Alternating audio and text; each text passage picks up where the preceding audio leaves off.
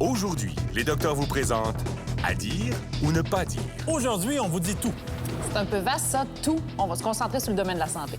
Mais pour être précis, on va parler de ce qu'il faut dire et ce qu'il ne faut pas dire sur sa santé. TDAH, prévenir l'école ou non? Ce qui est important, c'est que l'enseignant, la première personne concernée normalement, va être au courant de ce qu'il faut faire avec ce jeune-là. Pour intervenir. De plus, influence de la drogue sur le diagnostic. Donc, même aujourd'hui, vous pouvez avoir des effets d'une consommation ancienne. Donc, il faut le mentionner. Il faut le mentionner absolument. Il faut se dire que plus l'enfant est jeune, plus il a des antennes pour intuitionner des choses qui se passent, plus il ressent des choses. Également, Vous partez à la maison avec une pilule, un produit qui va vous aider. Il faut le comprendre, il faut savoir ce qui peut aider et ce qui peut nuire. tout ça à l'émission Les Docteurs, votre service médical à domicile.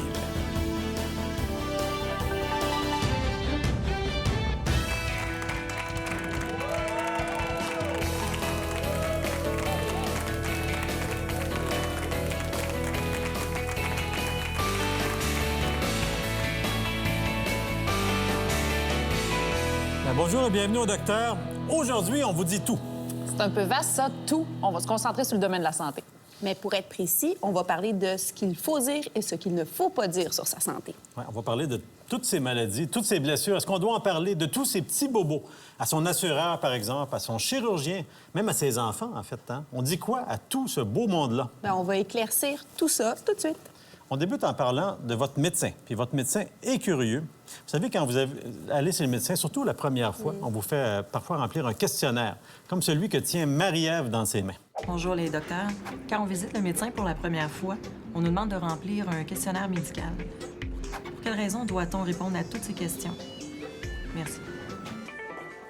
C'est vrai qu'on pose beaucoup de questions aux patients, Marie-Ève. En fait, on est des historiens un peu. Hein? Surtout quand on ne connaît pas la personne, on va poser des questions pour faire son histoire médicale. On appelle ça d'ailleurs l'histoire médicale. Oui, puis il y a des gens qui sont des bons historiens qui nous racontent très bien leur histoire. Il y a d'autres qu'il faut aller chercher plus. Oui, puis il y a des médecins qui posent des bonnes questions, puis d'autres qui ont un peu plus de misère aussi des fois. Oui. Mais en fait, on passe beaucoup de temps à poser ces questions-là parce que votre histoire médicale, en fait, c'est comme ça qu'on comprend un peu qui vous êtes, mais surtout quel est votre état de santé.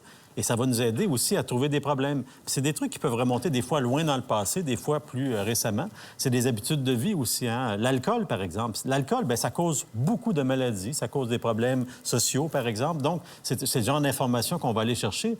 Ou, par exemple, si vous avez des infections chroniques comme le VIH, bien, on sait que le VIH, ça cause beaucoup de problèmes. Il y a des gens qui vont vouloir peut-être ne pas en parler à leur médecin. Et c'est un problème parce que nous, il va nous manquer une partie importante de l'information pour faire une bonne histoire médicale. Tu parlais de l'alcool tantôt. Il y a des mamans qui prennent de l'alcool, qui allaitent ou qui prennent des médicaments durant leur grossesse, qui veulent pas trop en parler. Mais nous, c'est très, très, très important là, pour le suivi de l'enfant par la suite, puis pour savoir un petit peu est-ce que ces médicaments-là sont contre-indiqués dans l'allaitement. Donc, il faut vraiment mentionner tout ce qu'on prend. Des fois, même, on prend des choses naturelles qui nous semblent complètement inoffensives, mais il faut vraiment tout dire. Il faut tout dire aussi, même à l'urgence. Hein. Il y a des investigations, il y a des prises de sang qu'on va prescrire, par exemple, à des enfants pour des problèmes de santé, s'ils sont vaccinés, s'ils ne sont pas vaccinés. Donc, à la question, est-ce que votre enfant est vacciné? Si vous nous répondez oui pour nous faire plaisir, vous ne rendrez pas service à votre enfant. Mais ce qu'il faut comprendre par-dessus tout, puis c'est peut-être ça la question que Marie-Ève se pose également, hein, c'est toute l'histoire de la confidentialité. Quand on écrit ces choses-là sur un questionnaire médical, c'est entre vous et votre médecin et son infirmière qui peut parfois prendre certaines informations, mais cette information-là va rester dans votre dossier médical. C'est pas des choses qui vont circuler, c'est pas des choses auxquelles les gens vont avoir accès facilement. Les accès qui vont être obtenus, ça va être uniquement lorsque vous aurez signé, vous aurez autorisé l'accès à ces renseignements-là. Donc, c'est important d'être honnête. C'est une relation de confiance hein, entre vous et votre médecin et pour qu'on puisse faire ce qu'il faut pour trouver ce qui peut vous atteindre comme maladie, il faut être complètement honnête. Oui, puis le dossier médical, c'est une des informations les mieux protégées. Hein? À l'hôpital, on travaille très fort avec les archivistes, par exemple, pour pas que l'information circule. Même on a des dossiers informatisés, puis il y a des codes d'accès. En fait, ça fait partie des informations privées auxquelles personne ne peut avoir accès généralement, à moins que vous ayez donné une autorisation. Puis ça inclut même vos proches. Là. Et même si on est médecin à l'hôpital, Absolument. On ne peut pas faire sortir un dossier juste pour le faire sortir. Il faut qu'on ait un lien avec ce dossier-là. Donc, même si on est un proche de la personne, cette information-là, elle est confidentielle. Essentielle pour nous, mais confidentielle tout le temps. On passe maintenant du bureau du médecin au bureau du professeur. Puis la prochaine question nous vient d'une maman qui se demande si elle doit tout dire. On va lire le courriel de Mélanie de Boisbriand. Bonjour les docteurs, mon enfant souffre d'un trouble du déficit de l'attention bien contrôlé par la médication. Il doit changer d'école l'an prochain et je me demandais si nous sommes tenus d'aviser ses nouveaux professeurs. Bien, merci Mélanie. On a fait appel à une personne qui va tout nous dire à ce propos. Elle est orthopédagogue et directrice du centre de consultation psychopédagogique du Sanctuaire, Lison Daou. Bonjour Lison. Alors, disons, qu'est-ce que tu dis aux parents quand ils te posent cette question-là? Est-ce que je dois le dire à la direction? Est-ce que je dois le dire aux nouveaux professeurs? Qu'est-ce que tu leur réponds? Je leur dis que c'est la première chose qu'il faut faire parce que le secret du succès d'une intervention comme celle-là, c'est la concertation. La concertation, ce sont tous les agents qui sont qui vont prendre en charge ce jeune-là. L'enseignant, la directrice du service de garde, le coach de hockey, le coach de soccer, tous les gens qui sont interpellés dans cette intervention. Tout le monde doit faire une équipe. Tout le monde pour doit faire, l'aider, exactement. en fait, Et le jeune, évidemment, aussi. Mais l'important pour les parents, c'est de comprendre que c'est tout à fait confidentiel. Oui, parce Vous que ça venez leur de parler fait de ça. peur, ça. Ça leur fait peur. Ils veulent pas que le dossier se promène d'un enseignant à l'autre ou d'une personne à l'autre qui n'a pas, finalement, d'affaires dans ce dossier-là. Comme nous, Les autres jeunes. Et les autres jeunes parents, aussi. ouais. Mais c'est un dossier qui va aller dans un dossier qu'on appelle de service aux étudiants et qui n'ira pas dans ce qu'on appelle les dossiers pédagogiques. Parce que c'est une évaluation qui a été faite par des professionnels qui fait qu'on a un diagnostic de TDAH, trouble déficitaire de l'attention avec ou sans hyperactivité. Alors, c'est important que les parents sachent ça. Ça les sécurise beaucoup, mais ça leur donne aussi beaucoup plus de soutien par rapport à « je veux vous annoncer que mon fils ou ma fille a une condition ou un trouble déficitaire de l'attention. Voici les recommandations qui ont été proposées par les professionnels. » Et ce qui est important, c'est que l'enseignant, la première personne concernée normalement, va être au courant de ce qu'il faut faire avec ce jeune-là. Pour intervenir, bien justement, quel genre de plan d'intervention va être proposé à ce moment-là? On va proposer, par exemple, que le petit PIT ou le grand PIT ou le plus grand PIT, parce que vous savez que maintenant, il y a des mesures jusqu'à l'université. Ah bon? Alors, on parle de petits, là, d'enfants du secondaire ou d'enfants du collégial ou de l'université. On va demander, par exemple, qu'il y ait une place privilégiée pour le jeune, près de l'enseignant, pour qu'il y ait un contact. On parle d'un petit PIT qui bouge beaucoup, par exemple. Mais si l'enseignant a l'enfant près de lui, il va avoir beaucoup plus d'intervention directe que Facile. « Julien, qu'est-ce que tu fais là? Tu es toujours debout. Bien, voyons. Alors qu'il n'y a pas de punition ou d'intervention qui sont en arrêt d'agir. Il y a toujours des interventions structurées et encadrées. Deuxièmement, ce qui est important, c'est que si le professeur le sait, il va l'annoncer aux autres professeurs de musique, de spécialité. Et l'enfant va être beaucoup plus pris en charge, mieux pris en charge Plus encadré. que s'il était constamment puni, parce qu'on ne sait pas pourquoi il y a un comportement comme ça. Puis je vous dirais que l'ignorance, c'est la mère de l'intolérance. Ah bon? Si on ne sait pas, on n'agit pas bien. Donc, l'enfant n'est pas pris en charge, il ne peut pas s'améliorer et finalement Puis là, son estime de lui finit par voilà, baisser. la confiance. Les parents aussi qui sont partenaires de l'enseignant. À la maison, on fait la même chose. Mais l'enfant prend ses médicaments tous les jours, donc il sait qu'il y a un problème. Mais est-ce qu'on aborde spécifiquement le fait que les professeurs sont au courant, que l'école est au courant? Comment Dans le cas où l'enfant, on a choisi de prendre la médication, il faut qu'il le sache pourquoi il prend cette médication-là. Il y a des parents qui me disent « Non, non, on ne lui dit pas, on lui dit que c'est des vitamines. Ah ouais. » Mais c'est vraiment contre-indiqué. Il faut que le jeune sache pourquoi il prend cette médication-là et comment son cerveau fonctionne, comment son cerveau réagit. Bien, ce que ça fait, c'est que ça te donne plus d'attention. Tu ne deviens pas plus intelligent, tu es intelligent, on le sait ça, mais ça te donne plus d'attention soutenue. Les distracteurs sont moins importants autour de toi. Tu vas pouvoir te centrer sur la tâche et tu vas pouvoir accomplir ce qu'on te demande. Donc ça, c'est un peu la tâche des parents d'expliquer à Tout à leur fait. enfant pourquoi Tout il à prend la fait. médication. Mais est-ce que les parents peuvent faire autre chose aussi pour aider leur Absolument. enfant? S'ils connaissent mieux, évidemment, le dossier de leur enfant, ils peuvent arrêter de l'asseoir puis de l'attacher sur la chaise pour faire les devoirs. OK, tu peux te mettre à genoux, bouge un peu, mange de la gomme. Parce que là, il peut, là. Exactement, Il est en dehors de la exactement. classe. Il peut. Et si on lui dit, tu sais, quand tu as un trouble d'attention comme ça, c'est comme un défi qu'il faut que tu relèves. Donc, tu prends moins de temps pour faire ta tâche, je te minute, puis tu vas finir plus vite. Ça change Et tu vas toute aller la jouer dynamique. Exactement. Bien, c'est excellent comme conseil. Merci beaucoup, Lison. Maintenant, il y a des choses que même si on voulait les cacher, bien, ça va finir par se savoir. As-tu des exemples, Alain? Un piercing, par exemple. Vous pouvez le cacher à vos amis, là, si vous voulez, mais c'est pas une bonne idée de le cacher à votre médecin. On va écouter Karine. Bonjour les docteurs, je porte des piercings puis on m'a demandé de les enlever lors de mon accouchement. J'aimerais ça savoir pourquoi. Merci. plusieurs piercings. La langue, le nombril. Il y en a beaucoup et c'est important de les enlever pour les interventions qui se passent à l'hôpital. Hein. Entre autres, pour un accouchement, on imagine facilement, même pendant la grossesse, on suggère de les enlever parce que un perçage corporel au niveau d'un nombril qui va étirer beaucoup, ça ne fera pas un beau résultat de toute façon. Puis il y a des perçages temporaires qu'on peut installer là, qui vont permettre justement moins de blessures quand le ventre va grossir. Mais au-delà de ça, quand on arrive à l'accouchement, hein, l'accouchement, il y a des bonnes chances que ça se passe très bien, mais parfois, il faut agir vite. Il peut y avoir une césarienne d'urgence, il peut y avoir donc une opération. Des fois, on peut même intuber quelqu'un, donc rentrer un tube dans sa bouche pour l'aider à respirer, donc endormir la personne. S'il y a un perçage sur la langue, s'il y a un perçage à quelque part, il y a toute une question là, de complications possibles là, lors de l'intervention. Ça peut empêcher certains gestes, comme une intubation, ça pourrait être compliqué avec un gros pic. Ça peut empêcher certains gestes qui sont essentiels pour sauver la vie du bébé, pour sauver la maman.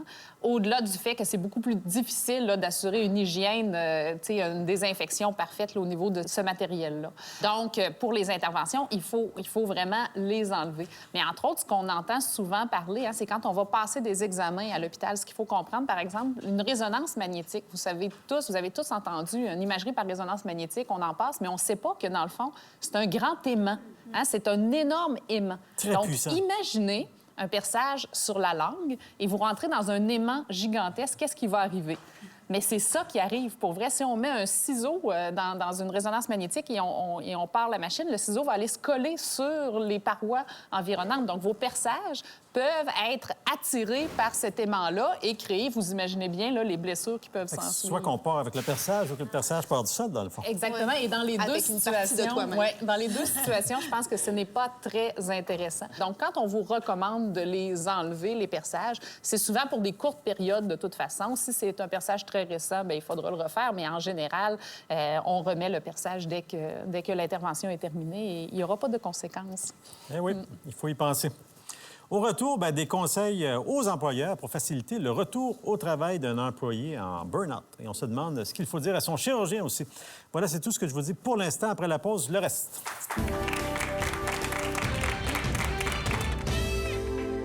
Après la pause. Préparer le retour au travail, non seulement pour la personne qui s'absente, pour l'aider à faire un meilleur retour, mais aussi tout le processus de rétablissement pendant l'arrêt de travail. Et plus tard, Une maman qui prend des drogues peut donner naissance à un petit bébé qui va être en ce moment-là en syndrome de sevrage.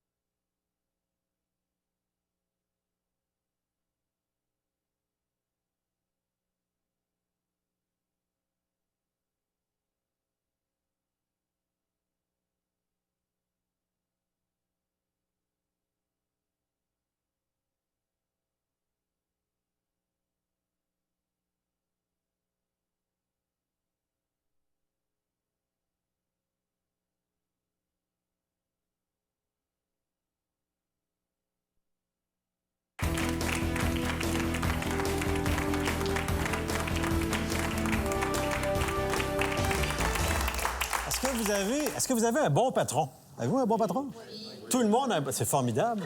Tout le monde a des bons patrons. Moi, je ne connais pas Claude de Montréal, mais je pense qu'il est dans la catégorie des bons patrons aussi. En tout cas, il prend soin de ses employés. Bonjour les docteurs, j'ai un employé qui a souffert d'un burn-out et j'aimerais savoir ce que je peux faire pour faciliter son retour au bureau. Bien, merci Claude, c'est une belle initiative de votre part.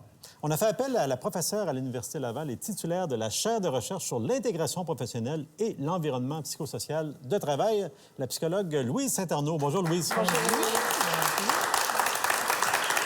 La première question à se poser, c'est pourquoi il y a autant de burn-out? Pourquoi il y a tellement de gens qui finissent par plus être capables au travail?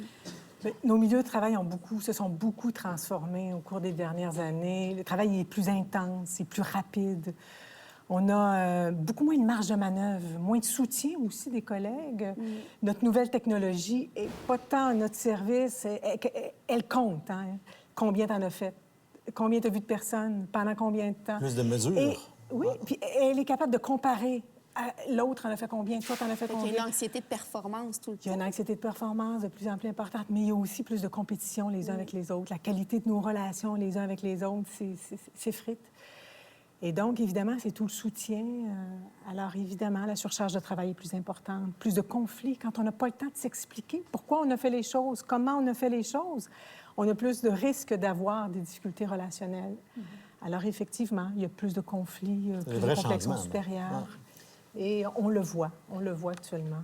Donc, Claude a raison de vouloir favoriser un retour au travail plus facile là, pour son employé. Qu'est-ce qu'on peut lui suggérer? C'est très important de préparer le retour. Préparer le retour au travail, non seulement pour la personne qui s'absente, pour l'aider à faire un meilleur retour, mais aussi tout le processus de rétablissement pendant l'arrêt de travail. Parce qu'on anticipe, si on s'est absenté en raison de difficultés vécues dans le cadre du travail, imaginez quand on pense à revenir au travail. Cette date-là doit être, on doit être anticipe. une hantise. Donc, la clé du succès, c'est vraiment de revoir pendant l'arrêt de travail les éléments du travail qui ont participé à la détérioration de l'état de santé, à l'arrêt de travail. Revoir ces éléments-là, c'est le grand défi. Pendant l'arrêt, qu'est-ce qu'on fait? On garde un lien? On coupe tous les liens? Il faut revoir le travailleur avant le retour. Donc, une rencontre, semaines. Prévoir une rencontre. Dans cette rencontre-là, on va essayer de revenir sur les éléments qui ont été difficiles. C'est un grand défi parce que ça nous remet en question comme employeur. Ouais. Ça remet en question être capable de voir, faire ses liens avec les éléments du travail. C'est pas si simple que puis ça. Pour l'employé non plus, c'est pas simple de critiquer certains points puis d'aller identifier, bien ça, puis ça, puis ça. Donc, effectivement, pour l'employé. Donc, ça demande aussi un lien de confiance entre la personne à qui on parle, un lien de confiance pour pouvoir parler, rendre compte, expliquer son travail. Il faut avoir confiance en la personne qui écoute. Est-ce que les collègues ont une place? Oui, les collègues ont une place parce que savoir qu'on est attendu par ses collègues, savoir qu'on est soutenu par ses collègues. Puis je reviens. C'est pas évident parce que les collègues, eux aussi sont dans la même soupe. Donc, la tendance, c'est souvent d'individualiser, de penser que c'est à cause de la personne. Mais des fois, ils ont même vécu une surcharge de travail pendant l'absence, donc ils peuvent avoir une certaine réticence à... Donc, l'idéal, si on veut aller jusque vers la prévention, c'est collectivement de reparler du travail. Donc, d'en parler, de s'ouvrir. De parler de l'organisation du travail, de ce qu'on fait, de comment on le fait, de revoir ça ensemble. En vue d'améliorer. Donc, c'est des bons conseils pour Claude. Merci beaucoup, Louise. Merci. Vous, est-ce que vous avez déjà été opéré? Oui. Est-ce que... Oui. Vous n'avez pas besoin de donner des détails, là? Non, on n'a pas le goût. mais peut-être que oui, en fait. Ouais. Regardez pourquoi. Marie de Harford veut des éclaircissements là-dessus. Bonjour les docteurs. Pour quelle raison me demande-t-on de mentionner toutes les chirurgies subies par le passé? Bien, merci, Marie. En fait, il y a deux bonnes raisons. Hein.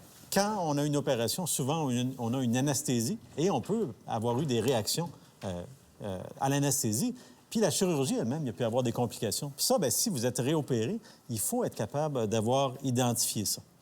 T'sais, on parle d'anesthésie, puis l'anesthésie, c'est des produits assez complexes qui ont des gros effets. Là. Quand on vous endort en 10 secondes, hein, les gens, ils disparaissent. C'est des produits extrêmement puissants. Puis effectivement, il y a des réactions, des fois, à ces produits-là. Il y a des gens dont le système reçoit mal ces produits-là et il y a des réactions qui peuvent être, des fois, même dangereuses. Donc, si on vous demande si vous avez été opéré il y a 10, 15, 20 ans, vous avez peut-être eu une réaction comme ça et il faut le savoir. L'anesthésiste, principalement, va peut-être choisir un produit différent à ce moment-là pour éviter ce genre de complications-là. Un exemple, c'est qu'il y a des gens qui ont des conditions, des fois c'est génétique, et ça prend beaucoup, beaucoup de temps à se réveiller. Plusieurs heures plutôt que quelques minutes. Et ça, il faut le savoir parce que ça peut changer complètement ce qui va se passer après la chirurgie. Des fois, il y a des anesthésies locales. Hein, quand on gèle les gens aussi, il y a beaucoup maintenant de chirurgies qui se font sur des anesthésies locales, donc avec des piqûres. Ces produits-là, bien, on peut réagir, puis on peut être allergique aussi. Donc, si vous avez une réaction à un de ces produits-là, puis ça peut être chez le dentiste aussi, ça peut être dans n'importe quelle petite chirurgie, il faut clairement le savoir aussi, parce que si vous avez eu surtout des allergies, là, c'est important. Donc, il va y avoir des choix qui vont être faits en fonction de ça. Puis là, tu parles d'allergie, mais il y a aussi l'allergie au latex. Hein. Je ne sais pas si vous connaissez des gens qui sont allergiques au latex, mais il y en a dans les gants. Il faut absolument le mentionner, parce qu'à ce moment-là, on va utiliser le bon matériel pour la chirurgie. Il y a des chariots complets. Hein? Oui, parce qu'on ne suspecte pas dans quoi il y a du latex. Ce n'est pas que les gants, c'est même ce qu'on utilise pour piquer, ce qu'on utilise dans toute la procédure de la chirurgie. Donc, c'est très important, Gaëlle, tu as raison de le mentionner. À l'urgence aussi, d'ailleurs, on le fait. Ouais. Évidemment aussi, les chirurgies antérieures, bien, ça fait partie de votre histoire médicale. Si vous avez été opéré pour le cœur, ça, c'est généralement assez évident. Si vous avez eu un cancer, puis on vous a opéré, ça fait partie de votre histoire médicale. Il faut le savoir également. Et ça peut être aussi bête que, bon, vous avez une chirurgie sur le ventre. Des fois, c'est pas toujours clair que c'était une appendicite. On voudrait pas vous opérer une deuxième fois pour une appendicite parce qu'il y en a plus d'appendicite à ce moment-là. Donc, il faut le savoir clairement quelles ont été les chirurgies. Donc, ça fait partie de l'histoire, de votre histoire médicale. Il faut avoir cette information-là. Et ça va nous permettre encore là simplement de mieux vous soigner et de ne pas prendre de risques, surtout dans ce cas-là. Moi, quand je questionne quelqu'un, quand j'examine quelqu'un, si je vois une cicatrice, je demande toujours qu'est-ce que été cette cicatrice-là. Des fois, je me fais dire c'est un accident, c'est juste ça ressemble à une plaie superficielle, mais on prend pas de chance. Il faut savoir. Puis les gens ne pensent pas spontanément à nous dire qu'ils ont été opérés pour quelque chose d'il y a très longtemps. Ouais. Donc, c'est en questionnant, en voyant la cicatrice qu'on éclaircit le mystère. Ça peut tout changer. Au retour, maintenant, quelles sont les choses à dire ou à ne pas dire quand on est tenu au secret professionnel? Et quand est-ce qu'on doit parler de sa consommation de drogue avec son médecin?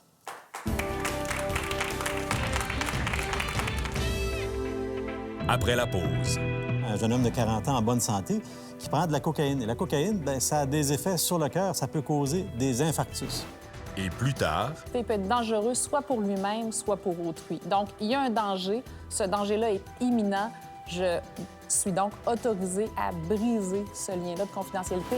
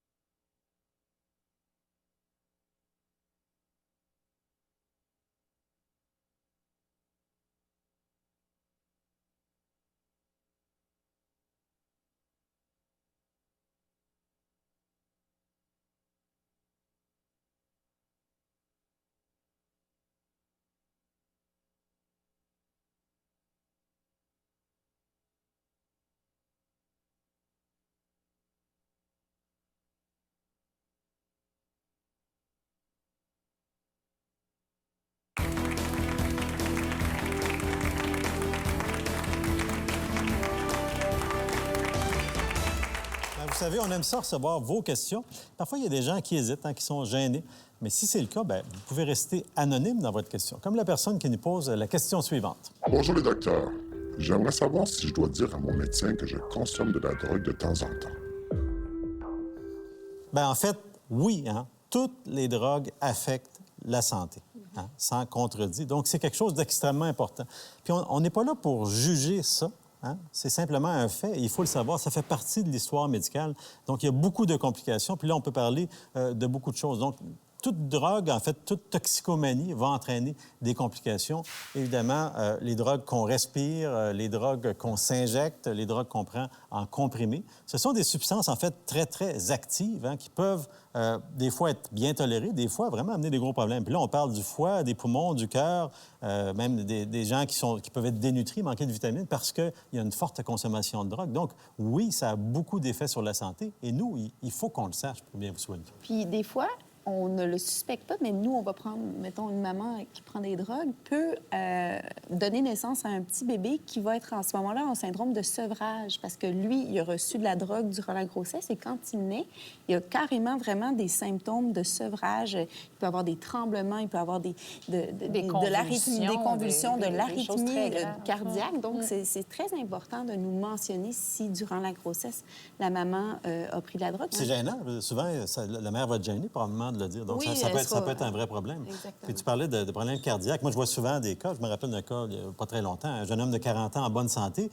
qui prend de la cocaïne. Et la cocaïne, bien, ça a des effets sur le cœur, ça peut causer des infarctus. Des crises Et donc, le patient était en infarctus aigu. Si vous regardez, ça, c'est un électrocardiogramme qu'on vous fait quand vous avez une douleur à la poitrine. La partie de gauche, le secteur de gauche est à peu près normal. L'infarctus, sans tout vous décrire, c'est les bosses qu'on voit dans la partie de droite. Ça, c'est un signe d'infarctus. Ce patient-là, c'est certain qu'il y a une artère qui est bloquée actuellement et qui est en danger de mort. Et ça, c'est la cocaïne qui cause ça. C'est quand même relativement fréquent. Donc oui, il faut le dire, parce que c'est des complications qui sont extrêmement graves. Là. Il y a des complications. Il y a des exemples multiples à peu près quotidiennement. Là, dernièrement, quelqu'un s'est présenté avec une grosse pneumonie, mais en le questionnant, on s'aperçoit qu'il y a quelques années, il a consommé des drogues par injection, mais on a trouvé qu'il y avait un VIH. Donc, c'était pas diagnostiqué, il n'avait pas mentionné, il pensait que c'était passé les risques, il avait arrêté sa consommation. Donc, même aujourd'hui, vous pouvez avoir des effets d'une consommation ancienne. Donc, il faut le mentionner. Il faut le mentionner absolument. Et en fait, les médecins, je le répète, ne sont pas là pour juger. En tout cas, ils ne devraient pas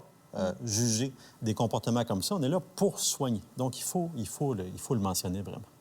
Maintenant, on entend souvent parler du secret professionnel. Il y a plusieurs métiers qui sont tenus par le secret. Avocats, médecins, les psychologues aussi. Mais si le secret met en jeu la vie de quelqu'un, est-ce que ça doit rester quand même secret? Émilie de Gatineau a un exemple très concret. Bonjour le docteur. Mon ami me semble démoralisé. S'il était suicidaire, est-ce que son psychologue serait autorisé à divulguer l'information pour que ses proches agissent? Merci, Émilie. Ça, c'est une situation qui est jamais facile pour personne. Qui est difficile pour tous les professionnels de la santé. Émilie, oui, il y a des situations très spécifiques où un psychologue, un médecin, un travailleur social, quelqu'un pourrait avoir l'autorisation de briser ce lien-là de confidentialité. Puis la situation, elle est simple. Il faut vraiment croire qu'il y a une dangerosité possible. Donc, la personne nous convainc que si on n'intervient pas, il peut être dangereux. La notion de dangerosité, il peut être dangereux soit pour lui-même, soit pour autrui. Donc, il y a un danger. Ce danger-là est imminent. Je suis donc autorisée à briser ce lien-là de confidentialité et c'est difficile. Puis des fois, c'est les proches qui nous le disent. La personne, souvent, peut être en mutisme, ne parle pas beaucoup, mais le proche nous dit, oui, il a essayé de se pendre, par exemple. Ça m'est déjà arrivé, là. Et donc, l'information peut venir d'une autre personne. Oui, l'information peut venir d'une autre personne. C'est sûr que souvent, là, la personne concernée est présente quand les autres nous donnent cette information-là. Vous savez, au Québec, là, il y a 3 personnes par jour qui se suicident. C'est énorme. Il y a un fléau. C'est beaucoup trop. C'est incroyable. Et dans cette situation-là, nous, les professionnels de la santé, vous, les proches des gens qui sont dépressifs, qui ne filent pas, on a tous une responsabilité. La responsabilité va dépasser parfois ce secret professionnel qui, par ailleurs, est très bien gardé là, dans les autres situations où il n'y a pas les éléments que j'ai mentionnés. Donc, dangerosité imminente pour la personne ou pour un proche. Puis cette confidentialité-là aussi, parfois, entre jeunes, en tout cas, il y a un ami qui dit à l'autre « N'en parle pas, mais moi, je vais pas bien, je pense à me suicider ». lui aussi, l'ami brise la confidentialité, puis il fait bien de le faire, de venir nous voir, parce que entre jeunes, même très jeunes, parfois, ils se racontent des situations dans lesquelles ils sont pas bien, ils ont des plans définis, comme tu disais tantôt. C'est important à ce moment-là qu'ils viennent nous voir parce que... Faut pas sous-estimer ces confidences-là parce que parfois, c'est vrai. Et Émilie, comme proche de la personne qui est en détresse et la personne aussi qui est en détresse, on a une ressource qui est disponible. Hein, c'est la ligne Suicide Action Montréal. C'est le 1-866-APPEL. Il faut pas hésiter à utiliser cette ressource-là pour savoir comment accompagner la personne. Il faut vraiment questionner. Hein, si la personne vous semble dépressive, est-ce qu'il y a un plan? Est-ce qu'il y a un comment? Est-ce qu'il y a un où? Quand il y a quelque chose d'organisé, déjà, le danger est plus grand.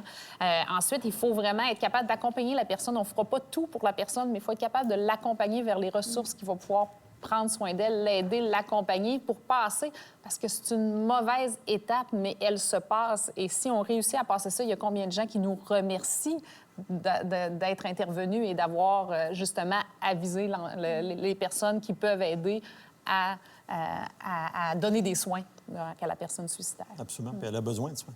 Ouais.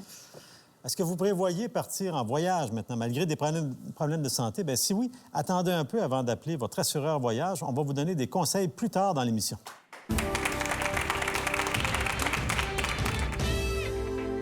Après la pause. Les effets secondaires puis les interactions avec les autres médicaments que vous prenez, c'est majeur. C'est notre responsabilité de vérifier avec vous. Et plus tard... Si 8 jours après ou 3 jours après notre départ, on est réhospitalisé pour une pneumonie qui finalement n'a jamais guéri, on ne sera pas couvert.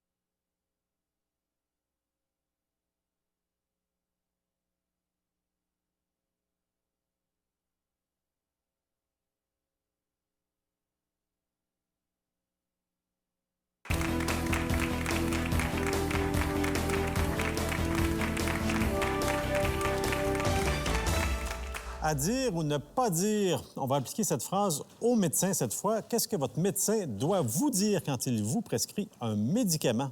Et ça, c'est très important. En fait, il y a quelque chose de base. D'abord, un médicament, c'est pour traiter une maladie ou un problème, donc ça prend un diagnostic au départ. Ben, c'est vrai, des fois, il y a des gens qui veulent une prescription Mais sans avoir eu de diagnostic, dans le tellement fond. souvent, là, les gens arrivent, j'ai ça, je ne sais pas pourquoi je le prends. Absolument. Quotidiennement. Ouais. Ça prend ensuite un médicament qui marche, parce que des fois aussi, les gens veulent des traitements pour des choses qui ne se traitent pas. Hein, quand on a un rhume, par exemple, et pas vraiment un antibiotique, ça aide pas. Au contraire, ça peut nuire. Donc, ça prend un traitement qui fonctionne. Et il faut aussi vous parler un petit peu, vous expliquer pourquoi on vous donne le traitement. On ne peut pas simplement dire, vous avez ça, tiens, partez avec ça. Il faut vous le dire. Vous avez une pneumonie, ça vous prend un antibiotique, je vous le donne. Donc, donner plus d'explications, c'est aussi important. Donner la durée, vraiment bien expliquer la prescription. Puis l'élément qui devrait suivre tout de suite après, c'est les effets secondaires puis les interactions avec les autres médicaments que vous prenez. C'est majeur. C'est notre responsabilité de vérifier avec vous s'il y a une interaction possible. Ça va être revérifié à nouveau par le pharmacien. Et les effets secondaires, s'il vous apparaît des manifestations que vous vous êtes fait décrire, vous allez les percevoir comme étant plus banales et plus normales. Et si c'est des réactions graves, vous allez savoir que c'est en lien direct avec le médicament. On va pouvoir d'emblée agir. Donc, vous devez connaître le médicament. Là, vous partez à la maison avec une pilule, un produit qui va vous aider. Il faut le comprendre. Il faut savoir ce qui peut aider et ce qui peut nuire par rapport à ce produit-là. C'est la même chose pour les enfants. Hein. Dieu sait que c'est pas toujours évident de donner des médicaments aux enfants. Il faut savoir si ce médicament-là, vous pouvez le donner avec du jus, parce que des fois, il faut le donner sans autre chose. Il ne faut pas le mélanger ni dans le lait, ni dans... Et est-ce qu'on peut l'ouvrir? Est-ce qu'on peut le croquer? Parce qu'il y a certains médicaments qu'on doit vraiment avaler, qu'on ne peut pas croquer. Donc ça, c'est très important aussi que les parents le sachent, comment le donner, de quelle façon. Et les effets secondaires, comme tu disais tantôt, les enfants ne vont pas nécessairement, surtout quand ils sont tout petits, nous dire, bien moi, je me sens comme ça ou comme ça. Donc, il faut que les parents restent très vigilants. Et les pharmaciens sont nos alliés pour ça, hein, mais il ne faut pas que le médecin se rabatte au travail du pharmacien en disant, non, de toute façon, ça va lui être expliqué plus tard. C'est de notre responsabilité d'expliquer. C'est nous qui signons la prescription, donc on en prend entière responsabilité. Il faut agir en conséquence. Absolument. Les voyages, maintenant, bien ça forme la jeunesse. Puis notre prochaine question vient d'un grand voyageur qui est tout jeune, d'ailleurs. Hein. Il a seulement 64 ans. On écoute Pierre. Bonjour, les docteurs. J'ai 64 ans et je voyage beaucoup. J'ai des problèmes de cœur, des questions de l'assurance voyage. Est-ce qu'il faut leur dire ces problèmes-là? Merci.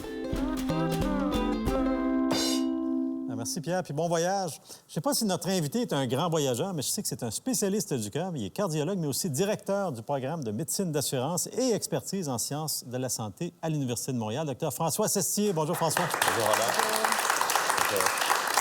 Pierre a une excellente question. Qu'est-ce qu'on dit? Qu'est-ce qu'on doit mentionner à notre assureur lorsqu'on part en voyage? Tout. Ouais. Tout. C'est simple, il ne faut rien cacher.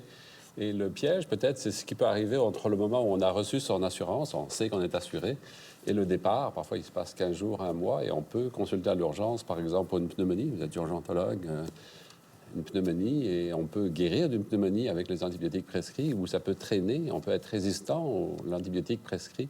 Et si 8 jours après, ou 3 jours après notre départ, on est réhospitalisé pour une pneumonie qui finalement n'a jamais guéri, on ne sera pas couvert parce qu'on était instable avant le départ. Alors, il faut même penser à signaler à l'assureur des événements médicaux ou des hospitalisations, des visites à l'urgence qui sont survenus entre le moment où on a reçu notre preuve d'assurance et le départ. Mais la compagnie d'assurance, elle va l'apprendre comment qu'on a consulté pour une pneumonie avant de partir?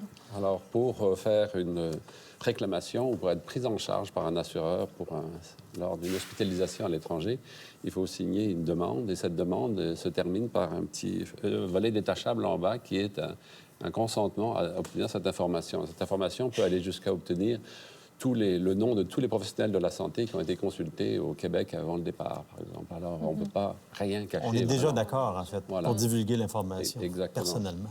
Alors, essayer de dissimuler une hospitalisation, une visite à l'urgence, c'est vraiment très dangereux. Qu'est-ce qu'il faut déclarer aussi? Il faut déclarer tout ce qui est important, comme les maladies cardiovasculaires, les maladies neurologiques, pulmonaires, le diabète insulinodépendant, les cancers, et tout ce qui est instable, un changement de traitement, une investigation en cours. Bien des gens partent en voyage alors qu'ils sont en cours d'investigation. Ils ont eu du sang dans leur selle, une colonoscopie qui est prévue. Donc, ce n'est pas encore diagnostiqué, là, ça s'en vient? Non, ça s'en vient, mais ils ont des symptômes. Et si les mêmes symptômes récidivent aux États-Unis, par exemple, parce que c'est notre voisin le plus proche en Europe, et si l'investigation se poursuit et on trouve le cancer, bien, les gens ne sont pas couverts. Et là, ça peut coûter très cher. Là, on parle de coûts qui peuvent être à coûts exorbitants si on n'est pas couvert. Les soins intensifs, vous travaillez en un milieu ultra spécialisé, mais les soins intensifs aux États-Unis, c'est 20 à 25 000 par jour. Alors, donc, la facture monte très vite. Très vite. On voit souvent 100, 200 000 On a toujours, je vois toujours chaque année au moins une dizaine de cas d'hospitalisation où la facture finale est plus d'un demi-million de dollars. Donc, c'est une faillite immédiate là, si on n'est pas couvert par une assurance. Il faut vraiment être couvert. Souvent, les gens n'y pensent pas. On avait une question d'un téléspectateur. Là, moi, je pense que c'est très important de penser à tout signaler et être bien couvert. Ne jamais voyager, même aux États-Unis, même un week-end. Une fin de semaine aux États-Unis sans se faire couvrir par une assurance, finalement. Là, on parle justement d'une fin de semaine, mais si le séjour est plus long, est-ce qu'il y a d'autres choses à regarder ou à dire? Plus le séjour est long, évidemment, plus le risque d'hospitalisation est élevé. Alors, le risque le plus élevé, c'est dans le groupe des 60 ans et plus, qui partent 60 jours et plus. Et ça représente une minorité, vraiment une petite minorité des gens qui voyagent. C'est à peu près moins de 5 des gens qui voyagent, mais plus de 60 en général du coût de l'assurance. Oui, 60. Ça coûte très cher. Alors, si on part... les snowbirds, ce qu'on appelait les snowbirds, les gens qui partent 2, 3, 4, 6 mois, 5 mois et demi, là, dans le sud de l'hiver, il faut vraiment être assuré et être bien assuré. Et si notre médecin suggère de ne pas voyager... Parce qu'on est en investigation, parce que notre maladie peut dégénérer, on l'écoute. Surtout ne pas voyager. Alors, c'est dramatique. Personne voyage malgré tout et on fait venir les dossiers et on voit écrit noir sur blanc exactement ce que vous avez dit. J'ai dit au patient de ne pas voyager, il est trop malade. Alors, donc, la couverture saute à ce moment-là. Il n'y a aucune couverture et la personne devra assumer les frais de ça peut être un drame. Là. On comprend que ça peut être très difficile pour les personnes. Et souvent, les gens qui ont un cancer ou une maladie terminale veulent faire un dernier voyage. C'est comme... ils veulent s'offrir quelque chose, bonheur, mais ça peut être très dangereux. Bien, merci beaucoup, François, pour l'information. Quand on est parents, maintenant, on voudrait que nos enfants nous disent tout. Mais à l'inverse, est-ce que nos parents devraient tout nous dire au sujet de leur santé? Nous, on vous dit tout sur le sujet dans quelques minutes.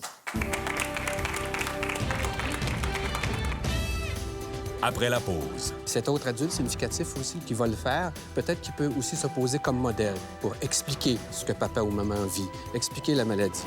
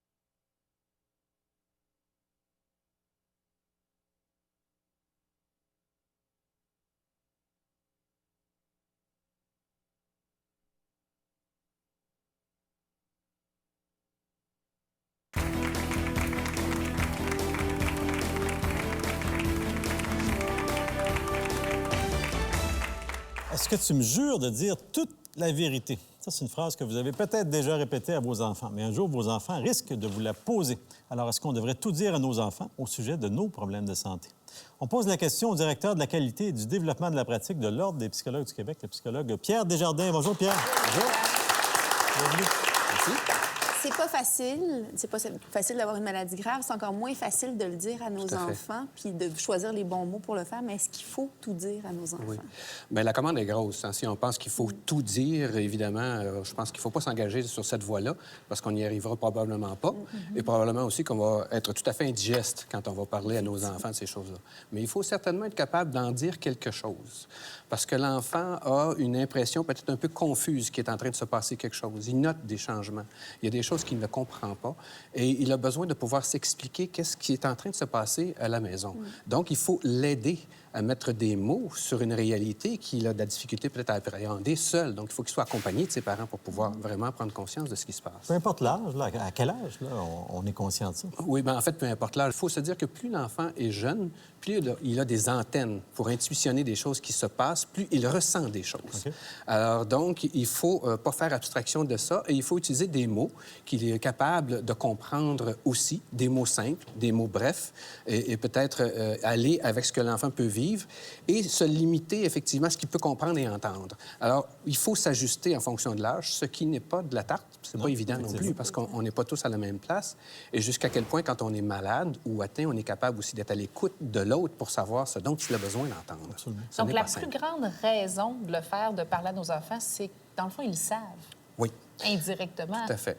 Tout à fait. La plus grande raison, et je vous dirais que comme ils le savent, si on les maintient dans le noir, je vais employer une image. Un enfant, la nuit, si le star bat au vent, il va penser qu'il y a peut-être un monstre qui est en train d'entrer dans sa chambre. Qu'est-ce que les parents vont faire à ce moment-là? Ils vont entrer dans la chambre, ils vont faire la lumière et ils vont dire, bien, c'est le star qui bat au vent. Ils vont prendre action, ils vont fermer le star. Ça démystifie. Alors, ça démystifie les choses. On est devant une réalité et on peut faire quelque chose pour l'enfant. C'est la même chose. Si on le laisse dans le noir par rapport à cette condition-là, alors qu'il entend des choses, qu'il voit des choses, il va devoir s'appuyer... Tout à fait. Ressent notre tristesse. Oui. Et il va devoir donc se reposer sur son imaginaire. Et l'imaginaire, il peut être très grand. Ça va très loin, oui. Et l'enfant, plus il est jeune, plus il est égocentrique.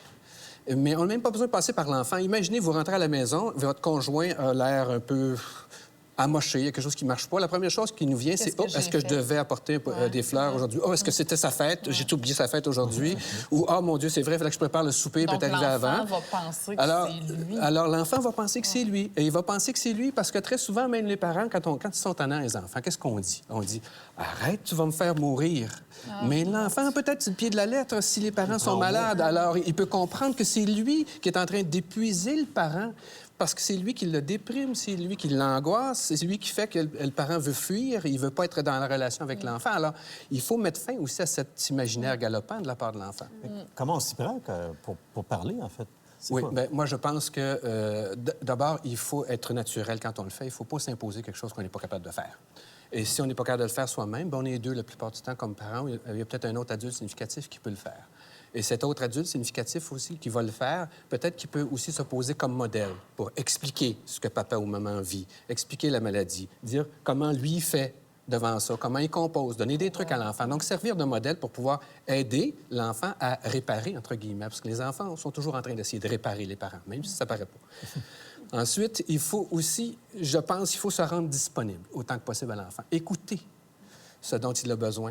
Écouter ses questions, mais les prendre pour ce qu'elles sont, pas pour ce que nous pensons qu'elles sont.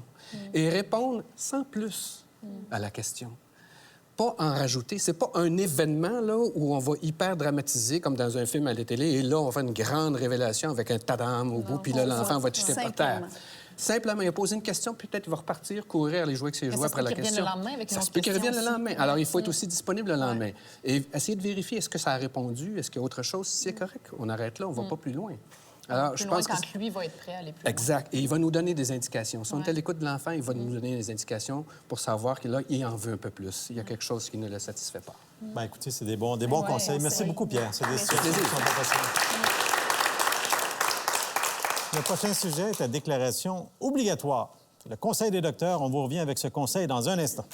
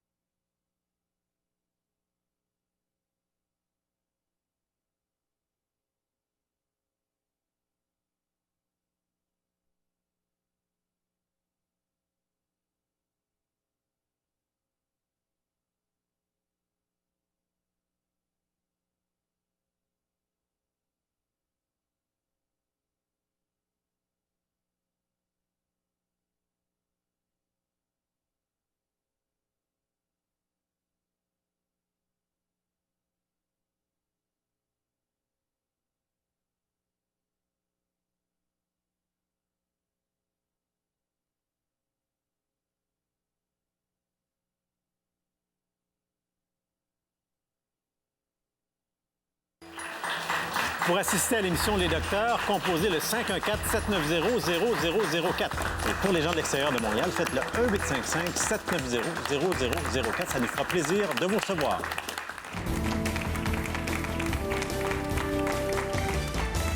J'espère que vous avez apprécié notre thème « À dire ou à ne pas dire à propos de santé ». Moi, je vais vous dire que vous pouvez revoir l'émission. Il suffit de consulter le site des docteurs, c'est à radio-canada.ca/les docteurs. Vous pouvez nous laisser toutes vos questions et pourquoi pas nous laisser vos commentaires aussi. On a parlé plusieurs fois de lien de confiance aujourd'hui. Bien, le lien de confiance entre le médecin et son patient, c'est fondamental. C'est comme ça qu'on soigne et c'est comme ça qu'on peut être soigné aussi. Et on le sait que ce n'est pas facile. Vous êtes devant nous depuis quelques minutes. Vous vous dévoilez autant dans vos secrets que dans votre corps. Vous vous sentez vulnérable, mais on est là pour vous aider, pas pour vous juger. Le lien de confiance, il passe aussi par vous pour vos enfants. Si vous nous faites confiance, automatiquement, souvent, l'enfant va nous faire confiance. Maintenant, il me reste une chose à vous dire. Ça me fait toujours plaisir de vous rappeler d'être là pour votre prochain rendez-vous.